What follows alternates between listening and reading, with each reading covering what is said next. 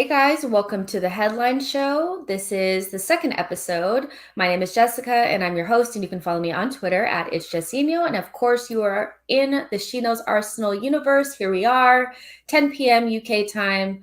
We're going to talk about all the biggest headlines that have come out for today. And then I'll have a special question at the end for you guys where we can just have some fun and those types of things. So on today's show, we're going to be talking about Carlo Ancelotti. He has bailed on Everton and has officially left to go to Real Madrid. And I have a special guest to talk to us about that. She's actually an Everton fan. Her name is Rose. So we'll get her thoughts and feelings on the entire Everton situation, who could potentially come in, and all those things. Then we'll talk about the England squad.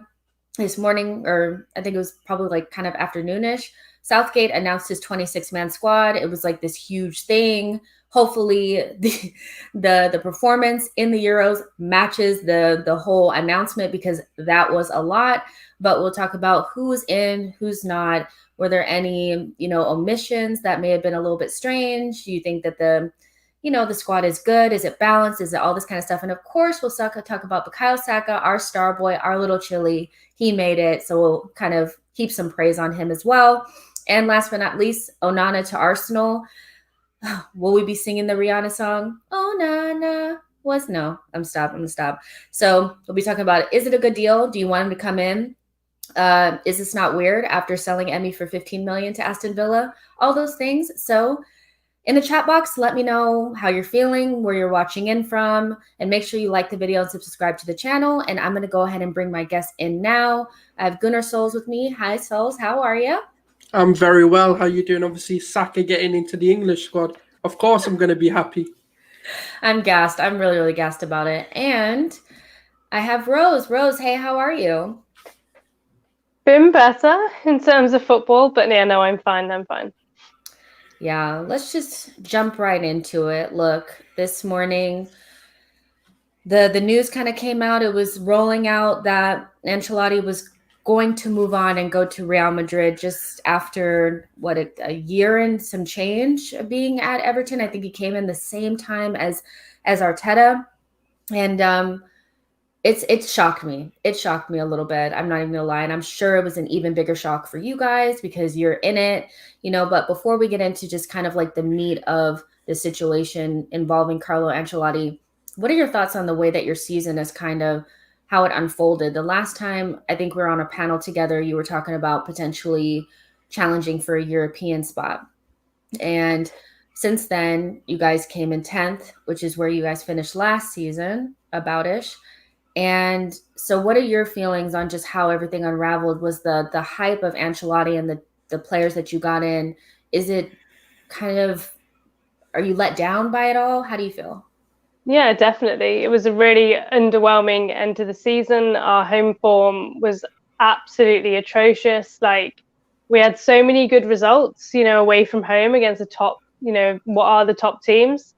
And like you say, for it to unravel like it did, I'll be honest, I didn't see Ancelotti leaving as a result of it, but yeah, it was bad. Like, to finish below Leeds and even yourselves, where, it's not been, by Arsenal standards, a good season for you guys, and to still finish below, it was just like, what has happened? Because I remember a couple of months ago, even still being in the race for top 4 and being like, yeah, we can still make it if we win enough games. And then we just kept losing. And so it's just, yeah, it's so bad. And yeah, I'm so disappointed, to be honest. Yeah, I feel like, obviously I'm not an Everton fan, but I do feel for you guys because I actually really think the players that you brought in were good. And being an Arsenal fan and seeing how having new players come in and them get injured and be unavailable it could just take the wind out of your sails a little bit. And maybe that's kind of what happened with James Rodriguez not being able to be, available, Decore, Alon as well. How do you think those players are feeling that they came in under Ancelotti? Especially James Rodriguez in particular comes from Real Madrid, comes just for Ancelotti, only for him to leave and go straight back. Mad. What do you think those players are thinking? It's mad. Like, I see James Rodriguez going, but I think people have already said that Ancelotti doesn't want him back at Real Madrid. So if he wants to go somewhere, it'll have to be somewhere else. Yeah, it's a concern. It's a huge concern, and even for other players that we have at the club, is they've signed their contracts, they've signed their fees, their wages to play under Ancelotti, and now for him to just leave like he has so quickly, yeah, I'm worried. I can't lie. But I think what I will say, I think as Everton fans, like we just deserve better. Like we've had nothing to like feed off for 25 years, and we finally get a class manager in, and he stays for 18 months, and you're just like, right, now we're gonna go back to Eddie Howe, and like just gutted. Let me read you guys just a quote really quick. I thought that this is what really just shocked me. Carlo Ancelotti was saying that he said, "I'm really happy here. We have difficulties, of course, but I feel good at Everton, and my target is to make Everton better year after year. I think to finish the contract here until 2024 means that you did a good job. And when you did a good job, the contract will not be stopped at 2024. I think it continues. So for sure, I think that for the time I've spent here, I feel good. They spoke about the new stadium, and he hoped that he would be there for it. So for that to be how he was kind of speaking, that was June. No, it wasn't June. It was before Probably then. It was, yeah. Let's see. I don't know. It doesn't really say when it was, but it wasn't that long ago that he was talking about his future there. Wow. Souls, what do you think? How do you feel about it? Like just from an outsider perspective, like I'm not even an Everton fan, and I feel good. Do you know what? Maybe like, and this is no shots being taken. Maybe we dodged a bullet, because imagine we signed, Ancelotti, and then he left us after 18 months. Not saying, let's say, obviously, if we're in the same position as what Arteta's left us in 8th, we probably would be happy, like saying, all right, fair enough, he couldn't do it at Arsenal, he can move on to Madrid. But this is the thing, right? It does baffle me. This is the problem with signing such a high-end manager who's won it all, whose reputation precedes the likes of Arsenal, and in our current states anyway, the likes of Arsenal and Everton. If Real Madrid come knocking, let's be honest, Arsenal, you're going to be like, this is too much of a rebuild. I'm going to go to Real Madrid, where, Perez is probably going to promise the world and probably deliver it as well.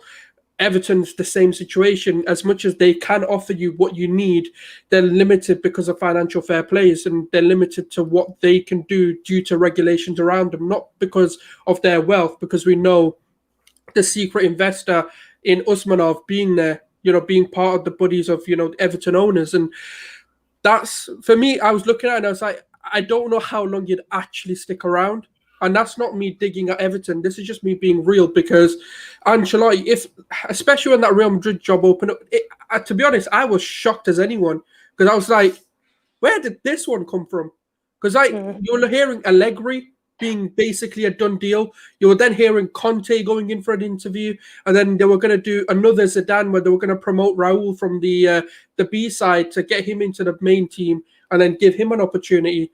And I was like, all right, fair enough. The Raul one, maybe they won't do it because they've not been doing so well recently. I was like, Conte, I was like, all right, fair enough. He's just won the league. That makes more sense to me. And then obviously Allegri's Allegri, And then out of it, literally out of no, I didn't even hear Ancelotti being linked to the Real Madrid job. And just out of nowhere, like 16.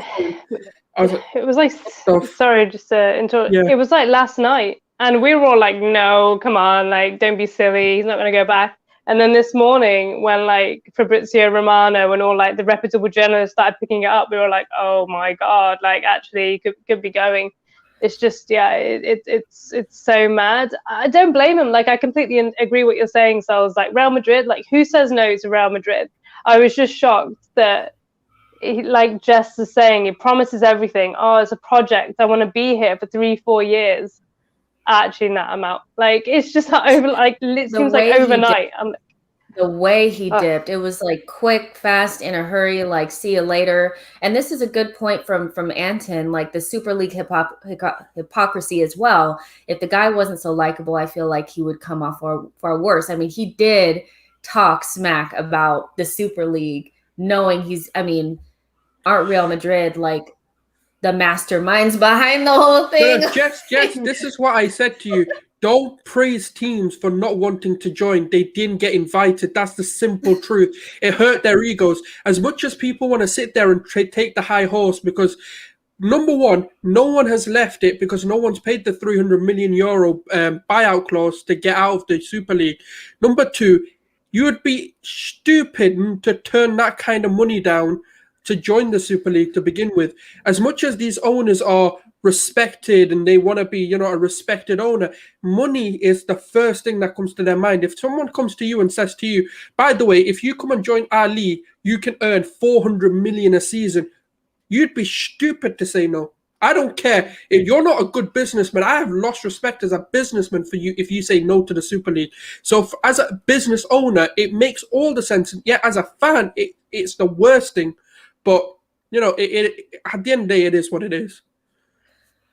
For sure. So let's talk about what happens after this, because you guys have to hire a manager. We're looking, Nuno Espirito Santo seems like he's probably going to Palace, which I think is a strange appointment. But either way, I don't really care what happens to them anyway.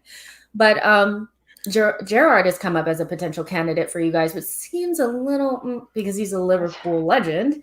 But what do you think about the Gerrard links? And if not Gerrard, then who for you, Rose? Yeah, I would be done. I would fold the club if we appointed a Liverpool legend as our manager. Like, he would actively be trying to get us relegated. Like, you can't even tell me any different. Like, he would be laughing when we lose. Like, no, like, Gerrard is like a hard pass for me. He's going to get the Liverpool job when Klopp moves away and wants to do whatever. We think that Liverpool banter us now. I mean, if we appointed Gerrard, we'd just go to another level. So that is at heart. Yeah, no, for me. Who do we get? I mean, I think we have to go for another big name. I mean, Eddie Howe's being mentioned. I mean, he got relegated. Really? Like, is that where we're gonna go? Conte is being mentioned now, obviously not going to Real Madrid, and they took our manager instead. Conte, I feel like we would never appoint. He's probably who I'd go for, because he would kick some of our players into shape, quite literally, probably, and push them, but we'll go for Eddie Howe, because he'll be a yes man and he'll just do whatever the board say. Conte's a bit wild, he doesn't listen to the board, and I just don't see us getting him. He would be my choice, to be perfectly honest. Nuno, I think, would be a good fit, because he's proven that he can do it at Wolves for a time. But there's just not that many managers out there. I'm gutted, to be fair, that we've lost Ancelotti. So I'd probably go Conte, Nuno, and then Eddie Howe, well below those two. Yeah, I mean, there are some others. Like Yo-Yo has said that, the Monaco are not Lille's old manager. He just left. He literally just left. He might be an option. Maybe some off the beaten path types. My biggest thing with Everton is I don't think you can go for another big time manager. Like, Conte leaves his clubs in flames when he goes, and he's gonna want so much money up front. And even though you guys have Usmanov there, I don't know if he'll be necessarily interested in what you guys have there. I don't know if he's gonna want to work with what you got. That's one thing for sure. But I'm hoping it's just so thin, because Everton to me is a likable club, so it's I'm not ha ha ha, look at them, it's what can they do to help themselves out? Because if this happened to us, I would be in a pile somewhere in a corner, just crying, because come on, would you take Arteta? Would you take Arteta maybe? What do you think, bro? People are asking, would you take Arteta, just as a really? Theory? Would you take Arteta? I think he hates it. I think he doesn't like us enough. To be honest, right now, yes, but I'm raw in emotion to be yeah, just someone who knows the club, please. Yeah, Arteta, great. So no, probably not. Again, we just look so stupid. I hate it. I go on all these channels and I say, yeah, Everton, we're going to be great. We've got Ancelotti, we've got these players, we've got James. And then he leaves, and you're oh, I look a bit silly now. It's just oh, I'm so annoyed with my club. It's just, Yeah, it's been a mad day, to be honest. I think I've done about 5 streams today on different Everton YouTubers channels, and we've all just been panicking because at the end of the day, Jess, I have no faith in the Everton board. I have no faith that we have a plan. I think that the board have genuinely been blindsided by this, that they just did not see it coming, like none of us did. And now they're like, oh my God, who should we get? Anyhow. And he was like, but with Marco Silva, we tried the same thing and we had to sack him. Like, I don't know. I think you're right. We won't get a Conte. That's just me being so hopeful to be like, let's get another big time manager. The Lille manager would be a great shout, but he's just won a title. Is he going to come to Everton and win a title? No. Like I just don't. I'm just so negative right now. I've got no ideas. Well, Rose, we're gonna let you go because if you've been on 5 streams and then you came here, I know you're probably a tired girl and you want to take a nap. You know. Where can people show you some love? Like, where are you on the internet so people can follow you, subscribe, share, all those good things? So I'm Everton Rose on YouTube. I'm thinking to change my channel maybe to like Depressed Rose or Rose Hates Football or, you know, something else. Maybe I might change that. But for now, it's Everton Rose. And you can find me on there as well. On Twitter and Instagram is at Everton__Rose as well. But Jess, thank you so much for having me on. I am going to go because I'm pretty shattered and a little bit sad. So, right, I'm going to let you go. But thanks so much. And I'm looking forward to seeing your stream tomorrow. No problem. We'll talk to you soon. Bye, Rose. All right, you guys. Whoa. It's not us today. It's not us today. Usually that's us. Like, I know that feeling, that look that Rose had on her face. I know it well. I know it. She's tired. I get it, you know, but let's switch gears a little bit. So Gareth Southgate announced his 26-man squad. And again, I'm saying like the theatrics put together by that whole announcement better match the level of performance because it's been a lot. But the 26-man squad was announced, and for me, I was shocked. This is what it looked like. The only thing that really matters is that name down towards the bottom there on the right hand side under Jack Grealish. Bukayo Saka, our star boy, our little Chili, he made it. He's there. I don't care how it happened. I don't care at all. He deserves it. I love the kid. I think he's amazing. And this squad looks good to me, but all I really care about is that little name right there. Souls, how did you feel when the squad came out and you saw that Trent Alexander-Arnold is in, Saka's in, Lingard is out, Greenwood is out? How did you feel about it? Are you happy, sad, indifferent? I mean, the Saka one I can understand because Greenwood pulled out due to an existing long-term injury that he's been carrying. That's what I've been told anyway. And then the Trent one really surprised me actually because I was hearing all sorts from Liverpool supporters saying that they're getting told that, you know, Trent's the one to be dropped, and then obviously to hear that to be in, because for me, I've always said Trent needs to be in that system, especially if you're going to play a 5-back. You can have that defensive cover for him, and then I'm just imagining this isn't going to happen because it's Southgate managing this team. But imagine Trent on one side, Saka on the other side, crossing the ball in for Harry Kane. The man is going to love life. Absolutely love it. He's going to just be like, yo, I am feasting today. And then even if you bring in Calvert-Lewin, again, he's just going to be at the end of it, heading the ball in, just being like, yo, I don't even need to do anything. I could just goal hang and just be like, you know what, just tap it in. Because those two, their ball delivery is arguably some of the best in the Premier League. And this is the thing, people do not rate Saka for some reason. I don't know what their agenda against Saka is. He plays for Arsenal, man. Yeah, 100%. And it's like, oh no, but you guys finished 8th, you didn't have a good season. But it doesn't mean the player's crap. It just means the team was crap, but he as an individual did stick out, and he was the star of the team. And this is the thing, like, people don't understand what Saka can bring to this team. I'm not saying he's going to start over the likes of, you know, Grealish or Luke Shaw maybe, depending on where Southgate's probably going to put him. But Saka, for me, can offer a lot off the bench or even starting. He's a game changer. He's got pace, very clever, and he's versatile. So even if you needed a cover for all positions, he can pretty much do that. So I'm so happy he got included. because I think if he gets an opportunity, he's going to shut a lot of haters up. Yeah, for sure. And we were talking about this earlier on my stream earlier about Saka when we were just literally just talking about him only. And I read this quote because Southgate was saying sometimes young players can go into teams that are playing well and flourish. He's gone into a team that has had a tough season and has really played with character and skill. He also said that he can play in 4 or 5 positions, and that's a plus. And we've had multiple conversations about whether or not Saka's adaptability or his ability to play in multiple positions is a hindrance or a positive. And now we're seeing that when you're on the fringes of a team, being able to do more than one thing, you're almost like 1 or 2 additional players versus one.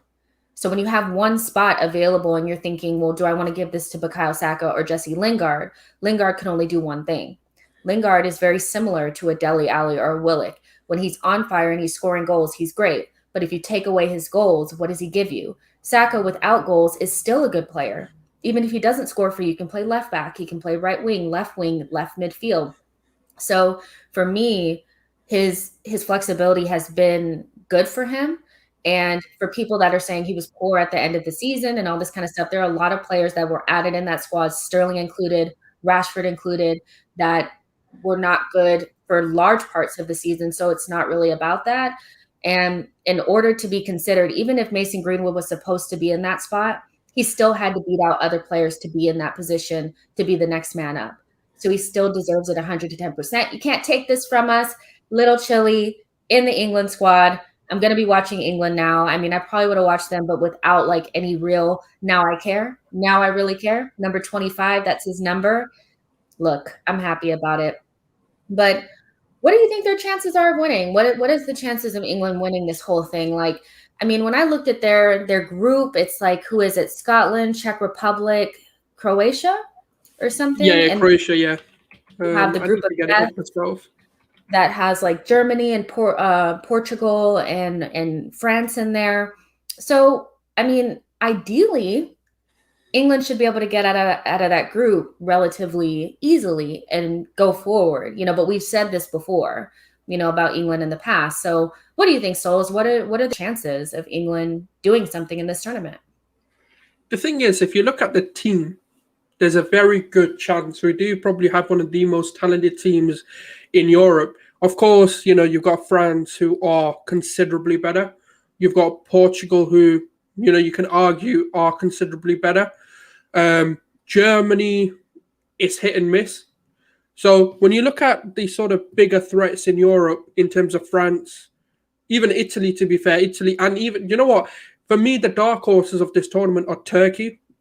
And then, because the reason why I can't say England are a dark horse, if you look at that talent, they're some of the best in the Premier League. One of the best leagues in the world, and they've got some of the best talents from that as well. The problem that I have is whether Southgate can switch it up. Because the problem that I have with him is he's too defensive. And when he needs to let that team just unleash, he doesn't know what to do. He doesn't have the ability to go, all right, you know what, if this game is way too tight, we need to, maybe change this up and attack a team. Because he'll probably go defensive against the likes of Scotland, not disrespecting them, but even Czech Republic, when in reality we should be dominating those teams. Croatia, yeah, because of their reputation in recent tournaments, we should be respecting. That's the only team where I can understand taking a more of a cautious approach, especially because they beat us in the semi-finals. But Scotland, we shouldn't be fearing. And Czech Republic, to be honest with you, no disrespect to them. Yes, they've got a few good players, but we should be beating them and we should be absolutely battering them and going for the game. And that's the only thing I've never seen, even in friendly, Southgate holds back. Even against San Marino, we look defensive. I know we beat them 6-0, but that's not really an accomplishment. We should be absolutely hammering them anyway. But he holds back for some reason. And that, for me, the thing is, I was thinking about this the other day, and I was like, that approach works in tournaments, which is why I'm thinking it may not be the worst, because Chelsea won using the same system, but just Southgate can't use it properly. But he used that, and obviously Arteta used that same system to win the FA Cup. So it can be done with that sort of 3-4-3-5 2, for 3, knockout whatever. tournaments, for Yeah, sure. but for knockout tournaments, it is a good system to have. But my issue is we don't have the right ingredients. We're too attacking, and we've got an overload on the attacking side, whereas with our sort of defensive players, they're a bit hit and miss. So it is a tough one, and I do think whoever comes into that job has a tough, because I want to see if it was Graham Potter managing this team, it's coming home. 100%, I am backing the team to bring it home. With Southgate, I'm holding back. And I know that's a mean because he's done well in tournaments. He's gotten to 2 semi-finals in the 2 tournaments he's been. But I think at that stage, just that sort of final pinnacle stage, his system lets him down because he doesn't say, you know what, all right, we're in the sort of 70th minute, we need a goal. He'll stick to his plan, where in reality... Put another right back on. Yeah, and it's just like, what are you doing? Just put a striker on there or put a winger on there and just hammer the crosses in, because we've got target men. And he doesn't do it, and that's my only issue with him. Yeah, for sure. I remember being like, why are there so many defensive center midfielders in here? Like, it just feels really defensive. But again, if he just gets a little bit of luck, which knockout tournaments are a lot of luck, they really, really are, I think this team can go far. He just has to get out of his own way. But I actually, when we were doing our predictions earlier, I put France as the favorites, Turkey as the dark horses, and England as my team to probably win it. I just think because they're in that one group, and I just think one of Portugal or France is not going to get out of that group. One of them is going to slip up and mess up. I don't think Germany is that great. So when you look at the odds and you look at the other nations, I think they may be able to do it. So, but that doesn't necessarily mean that they're the best team. I just think they may have a really good chance. But that's just me. You guys let me know in the chat. Let Souls know in the chat what you guys think. If you think we're crazy, if you think we're not, whatever, just let us know what's going on, and make sure you like the video. So back to Arsenal. Let's talk about Arsenal a little bit. We have a lot of, today was a decent rumor day. When we go through like summer transfers or whatever, I wake up every morning and go through my phone and see like what kind of rumors are here. The crazier, the better. I love it. I'll get a kick out of it. I don't have an issue with transfer season. I know some people don't like it, but we've been linked with this guy here, Andre Onana. So he's the goalkeeper from Ajax. He's 25 years old, 6'3", so he's a big guy, and he's Cameroonian. I mean, he received a 12-month suspension for doping. So, I mean, there's that. But he's said to be available for about $9 million, and Arsenal are the favorites to sign him. What are your thoughts, Souls? What are your thoughts on Andre Onana? Is he good enough for Arsenal? Is this something that you'd be interested in? I mean, I've been watching Onana from Barcelona B, from the La Masia days, watching a lot of Spanish, Barca being my Spanish team. He's come through the ranks, and obviously the reason why he left was because there was no guarantee he could get first team minutes in the first team. Obviously with ter Stegen, Neto, the likes of even when Valdez was there, and there was just no, and then Silicon was there as well. So the problem was he would have been third choice regardless. And then even when the opportunity for him to become second choice was there, he didn't want to be second choice. And then obviously Ajax move came up, and he took it just to get obviously playing minutes. And for me, for what because it does seem like obviously Arteta's going to be here for the long run. And with the system he's trying to implement, we can see Leno does not like playing that sort of passing out the back, making those decisions, especially when he's under pressure. When he needs to make that sort of quick decision, he's not good. And the thing with, even if you look at the likes, the example I always give is this. If you look at City, if you look at Liverpool, what do they have? Competent ball-playing goalkeepers. When you look at the likes of, even Chelsea, Mendy's really good with his feet. And there's a pattern. The top goalkeepers have to be commanding, but in the modern game, they also have to be very well ball-playing goalkeepers. And I know people say, you don't need a midfielder in goal. You just want them to be shot stoppers. But unfortunately, a lot of the big teams, the most successful teams, are building up from the back. And that starts with the keeper. And for $7 million, I mean, it's a risk worth taking, in my opinion, because the issue is I've seen Onana and I've seen his development. I do think he's good enough, and I do think he'll be an improvement on what we have on Leno. And I know a lot of people aren't going to agree, but he's a good shot stopper, but he's very competent ball player as well. He's good with his feet, so that's my sort of thing is. But then you made the point at the start as well. Why did you sell Emi Martinez if we were not thinking of keeping Leno for the long run? And the reason why we did that is, in my opinion, is because Leno was very good before Emi Martinez made his sort of. And the thing is, people are going to sit there and say, look, I've always thought Leno was bad, this, that, the other. Yeah, there might have been, but that would the very minority. Like, no one sat there 2 seasons ago saying we need a new goalkeeper. Everyone's like, nah, Leno and Emi are good enough. And when Emi came in, he showed that command in the box. He showed that ball playing ability. And that's when Leno unfolded, because it was one of those where everyone started to see the flaws of what Leno can't do. And that's why I think for me, Onana is a good signing. I mean, for 7 million or 8 million, 9 million, whatever it may be, I think it is worth it with the European experience. And I mean, think about the chance we can do. Onana, what's his name? Do you know what I mean? Like, come on, man. We got to think of the chance. That with the party song at the same time, because we're good for an anthem. We're good for. You know what I mean, fam? We could get Rihanna at the Emirates, man. Yeah, get her to sing. Seriously, but I mean, I think my whole thing with the Emi and Leno situation is that I don't want to bash Edu and Arteta for this, because I just think that they're newish at doing this. But hindsight is 50, or it's 2020. I was like, it's 50-50. It's 2020. So I know they were betting on Leno. Leno was the guy. They were going to go for him. They were going to show their loyalty to Leno. That's perfectly fine, but you need to make sure that Leno is also committed to you. If you're committed to Leno, he needs to be committed to you. So before you sell Emi, you need to make sure that you get Leno on another contract. Yeah.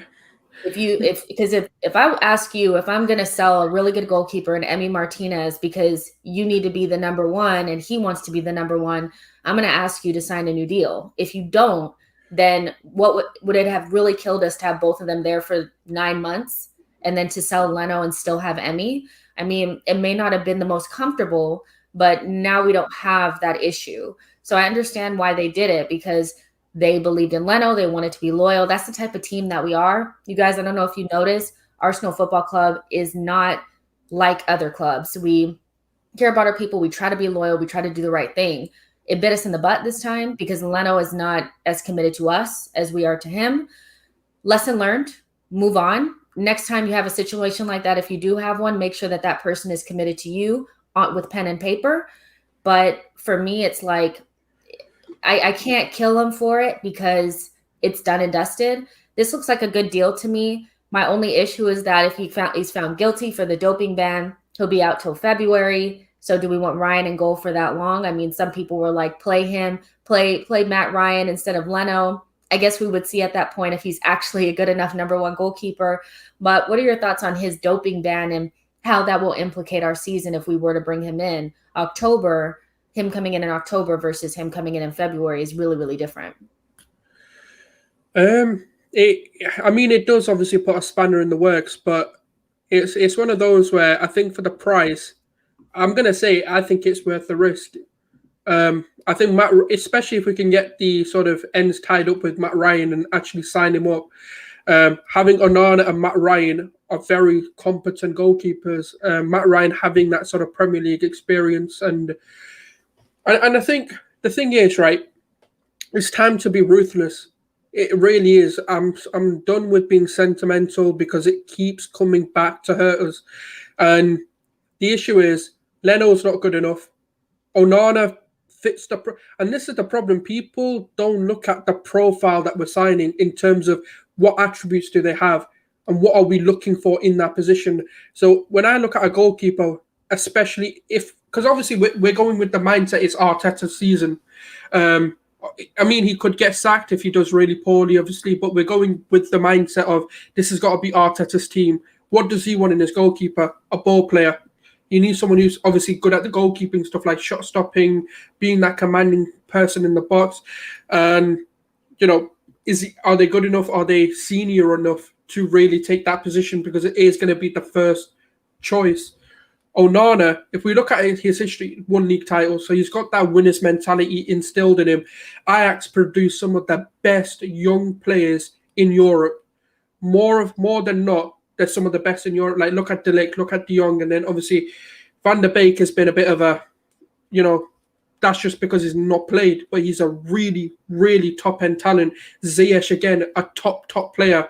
So if we're looking at it, Onana going into, even when he played Spurs, a good game. Obviously, second leg was disappointing. He basically let, obviously, goals in to let them through, but he's a good ball player. He's commanding in the box, and that's the profile of player we're looking for. So for £7 million or £9 million, it's not a lot. It's not a lot of money. So even if we want to say it's a gamble for 7 million, it's not a lot of money to be, because if it doesn't work out, I'm more than sure that there'll be clubs out there willing to pay money for him. So we can cut our losses. We can make £7 million back on him anyway. So it's just, we'll make that return. I'm not going to be disappointed if we go and do it, because get that 10 million would be really easy. But he fits the team. So why not sign him and give him an opportunity? Because there's plenty of players who we've regretted not signing for, cheap, and then they've gone on to doing absolute worldies. I'd take the risk personally if I was on that board. Yeah, I'm not mad at it, because the reality is when you sell or you bring in players that, as you've already said, are in a good age range, you don't have to, it's less risk. It's less risk, especially when you don't spend like 100 million on them. So, I mean, not every single signing that we make from here on out is going to be perfect. But the difference between bringing in an Onana type player and bringing in a Willian is that they're sell-on, and you're not stuck with them. You don't have to tear up contracts and do weird things. So I mean, it's only 24, 25. So. Yeah, it doesn't seem like a big issue to me. But I can understand if you're not interested in him. But because of the situation that we're in, goalkeepers are not always a plenty. There's not always a big market of them. So you have to figure out what works for you.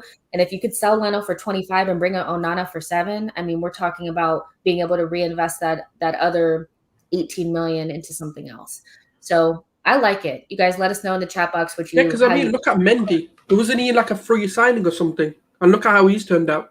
So I don't get when people start to look at the player's value as how good they are, because that's not always the case. Look at I mean, you can have your assumption on Mendy, but look at how many clean sheets he was up. I think he ended on the most clean sheets in the Premier League with the season they had. He shouldn't even be in the conversation, but he has had one of the most. Gone on to win a Champions League, been crucial with that. So you do have to give some credit. Sometimes the value of a player doesn't always determine how good they are. So that's just, and look at Donnarumma, he's a free signing. If it was our fan base, he's free, we don't want him. He's not 100 million. I don't want him. We don't want him. Exactly. All right, you guys, let us know in the chat box what you think. And then we're going to go ahead and move on to the question of the day. As I've already said before, on these shows, we do the best headlines, and then we go through our question of the day. So I'm just going to send it out to the on Twitter and see if other people are interested to talk to us about it as well. But here's the question, you guys. If you could choose 5 past Arsenal players, non-invincibles, to rebuild this squad with, who would you choose?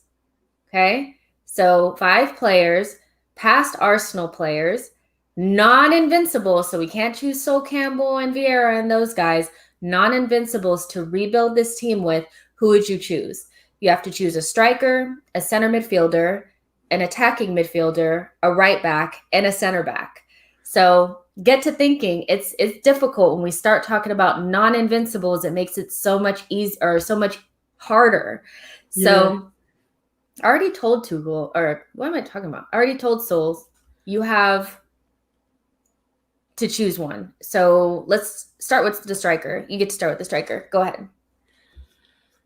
This is an easy one for me. Van Persie, every day. all day. I don't care Snakes, about. snakes. I don't care. I don't care. He can be the biggest snake, but he is incredible. If I can't pick an invincible, yeah, he's basically the next best thing. Like in this system where we're spamming crosses anyway, where we just seem to just want to whip crosses in. Imagine Van Persie. Oh my God. I'm not joking. Yeah, we would be serious to have him up top. Absolutely. Oh, I don't even want to think about that yet, but that is my player. Oh man, for the striker, I'm gonna choose Eduardo. Non-broken leg. I'm gonna choose him. I think something was lost there, man. Like we really should have had more from him, and had he not broken his leg, we would have won this the league that season. So for That's me, true. it's gonna be Eduardo. I think he fits what we're trying to do now. I think he was really good. So I'm gonna actually choose Eduardo. You guys let us know in the chat box non-invincible players that you would use to rebuild the squad. We'll keep it moving. Central midfield. Go ahead, Souls. Central midfield. You can't choose Vieira. Yeah, I told you I'm gonna be the most hated Arsenal fan after this. But I'm going to Cesc Fabregas. I just feel like Wasn't he an invincible? Was he not an invincible? No. do He we was count there. him though? Because I know he played a part. I think he played a part role, but I'm including him because I know he wasn't the main man for that, but he played a part role. I think it was like he was breaking through at that point. But for me, yeah, like because I think with the profile that we need someone next to Partey, that because Partey is a dominant midfielder who can break up the play, interceptions, and all of that. But Fabregas is quite okay at that. He can do it, but he's also someone who is a deep line playmaker, which is something we kind of miss. Someone who can take the ball from defense and transition us into attack with good pace as well, in terms of he can do it quickly. He's not a quick player, but he can quickly make those passes and decisions. So that's, for me, someone I'd bring in. Actually, yeah, there's another one as well. Cazorla's another one. Yeah, out of the two. That's my choice. That's my choice. All right, I'll say You chose. Fabregas then. You chose Fabregas. You guys, I'm choosing Santi. We're looking for somebody to play next to Thomas Partey. There's nobody similar to Santi in the world. Like we've been looking for years. We're like, who can replace Santi? So we're gonna replace Santi with Santi. With Santi. When he left, well, when he left Villarreal, I thought for a second, I was like, could we get him on to just like a 1 year, even a 6 month? Like, just a 6 month. Like, I think the guy is still quality. So he's definitely somebody that I would choose. You guys let us know in the chat box, central midfielder, non-invincible, that you would use to rebuild this team. And we move. Attacking midfield, because you already chose Cesc. So now you got to choose somebody else. Attacking midfielder. No. You do it. Oh, I forgot about that. No. Oh, no. Oh my gosh. Ducky said you're running out of snakes to pick. Do you have any more? Oh, no. Samir Nasri. I'll pick Samir Nasri. Okay. Because why not? Go with the snakes. Now, do you know what? I'm actually not even going to lie, right? And I'll actually try and justify this as best I can. Samir Nasri for us was incredible. He was so good. He was so actually, good. Do you know what? He was what we need. He's a goal-scoring midfielder. He's exactly what we're missing. And that's the problem. Like, as much as, like, I know I'm going with a snaky theme, but the funny thing is every single player has gone in and absolutely won everything. And it's so annoying because, I'd go with Samir Nasri. Yeah, you guys remember you can't pick invincibles. I saw Bergkamp in there from James Johnstone. You can't choose Bergkamp. He was an invincible. So for my attacking midfielder, oh man, now it's getting rough. It's getting rough. I'm going to choose Ozil, but I'm going to choose Ozil 11, not Ozil 10. When Ozil had the 11 on his back, he was a baller for us. And so I'm actually going to choose him because I think, if you guys let me know, but Ozil, Carzola, Thomas Partey sounds wavy. So that's going to be my choice.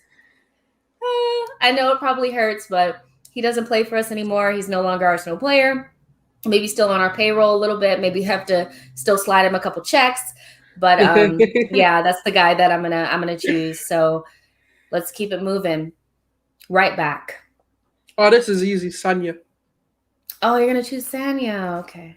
Yeah, because I think for me, that's what we've not been able to really replace him. I know Bellerin's meant to come in and kind of be that be that person who comes through the ranks, but obviously he was at Barcelona, came in, and obviously he was meant to be the next best thing, and then obviously the injury happened. But for me, Bakary Sagna was the perfect balance of everything we needed, where he could attack really well, but he could also defend, and that's the key thing that we don't have.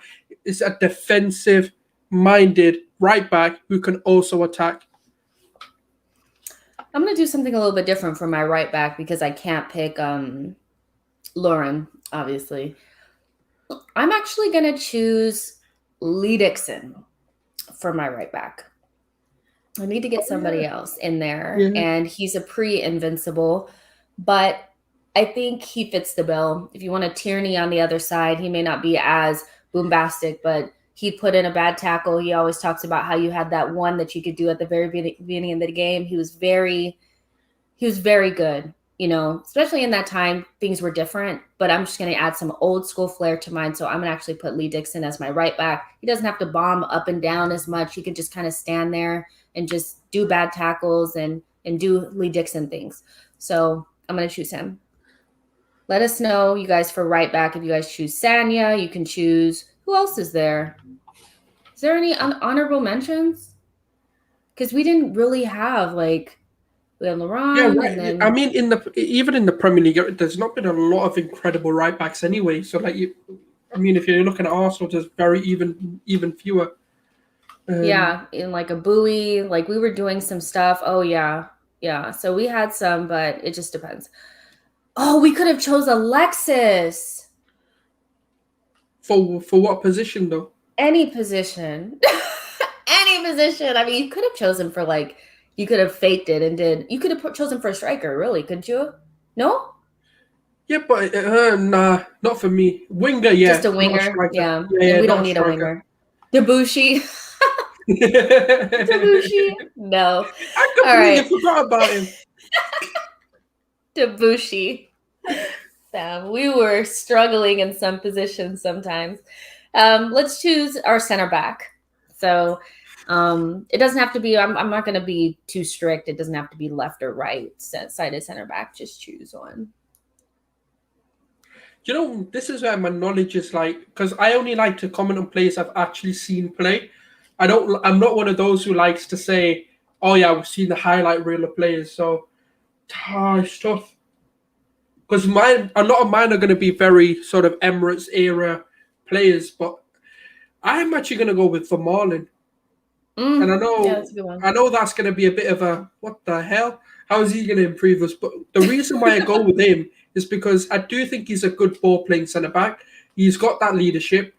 And obviously when he played with us, he was a very sort of experienced centre-back who, I mean, even the likes of Barcelona picked him up. And even at Barcelona, he played well. So now I'm picking Koscielny. I think there's better than Koscielny out there. But the other one that I wanted to give sort of an honourable-ish mention to, but the only reason I'm not picking him is because of his pace. So you know who it is, Mertesacker. Because he is one of the most, in terms of intelligence, the best centre-back I've probably seen play for Arsenal, because his positioning was really good. Sometimes you didn't even know how slow he was. The only time it was when we started playing high lines and stuff, but that's the only reason I wouldn't pick Mertesacker, because in the current system, we kind of play a high line. It kind of depends on who we're playing.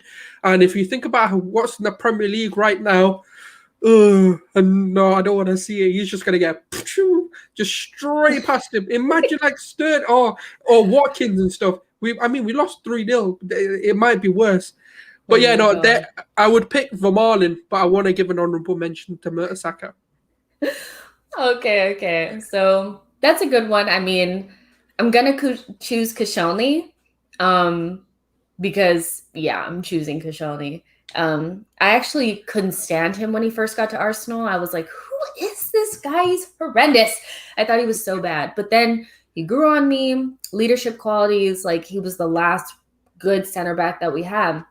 And we went through years of Socrates and Mustafi and these guys. And I think he improved. And I think he's a testament to bringing in players that maybe don't cost a lot and maybe need just a little bit of smoothing of the rough edges, and then they become something good. And even I think Rashford said the most difficult center back to play against was Koscielny for him. So he was respected by other strikers and stuff in the league, and he was just lightning quick, and I think he would be good. Want to give an honorable mention to Senderos. Does anybody remember Senderos? Do you guys remember Senderos? And can you guys tell me if you guys remember the game that he tried to do a bicycle kick in? If you guys can tell me what game that was, Senderos tried to do a bicycle kick in a game one day, and it was like a fail. It was like one of those, it was like, what are you doing? He didn't even hit the ball. It was like the weirdest thing ever, but he did try really hard. There was also Dejuru. Oh, yeah. Those guys. Wow. I was like, we have fallen off so bad, but they always tried hard. So you guys let us know in the chat box which center back you think would improve us now, non-invincibles. And let's see what you guys are kind of saying. Yo-Yo says Cindeross, Segan, Dejuru, hated them lot. Hi, C. Sorry, I'm not getting that right. I know I'm not. Cindeross was Segan, Regen. Wow, not good. Dejuru. That guy was playing up until like very recently, like still like for the Swiss national team. I think he's Swiss. He's still playing. I was like, ooh. And every time I saw him play, I had nightmares. Koscielny was class, but started really slow. James Johnstone says Mertesacker could guide and help a Gabriel or Saliba through games easily. Look at that Chelsea final with Holding carried us to the trophy that day. Yeah, that was like an epic day for real. Like he had great leadership qualities for sure.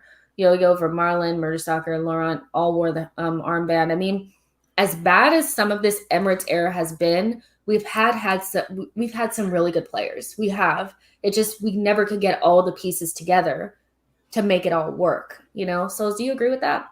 Yeah, we're always in a cycle of our defense either being good and then our attack isn't as good, and then when we get the attack sorted, our defense isn't good enough, and this is the cycle we're seeing to this day. And this is the problem. We do need an injection of maybe 5-6 players into that starting 11.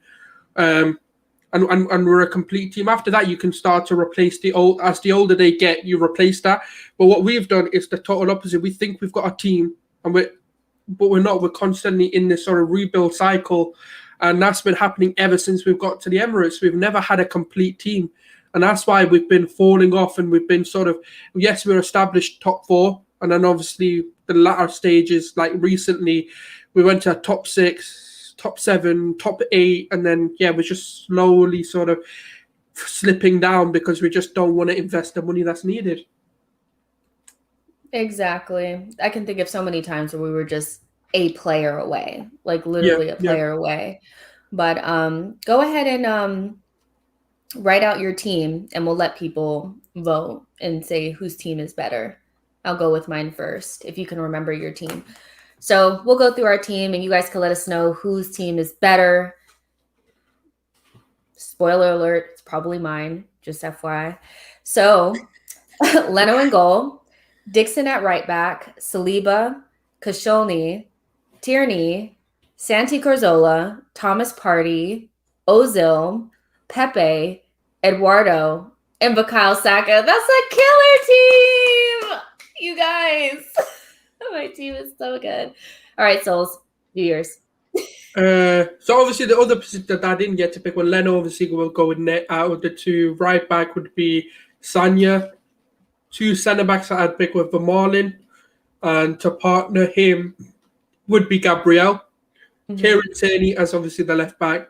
The 2 sort of holding would have been Cesc Fabregas, Partey, and then Samir Nasri.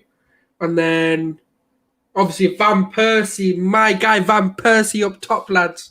I'm telling you, man, scoring for fun. And obviously Bukayo Saka and Nicola Pepe.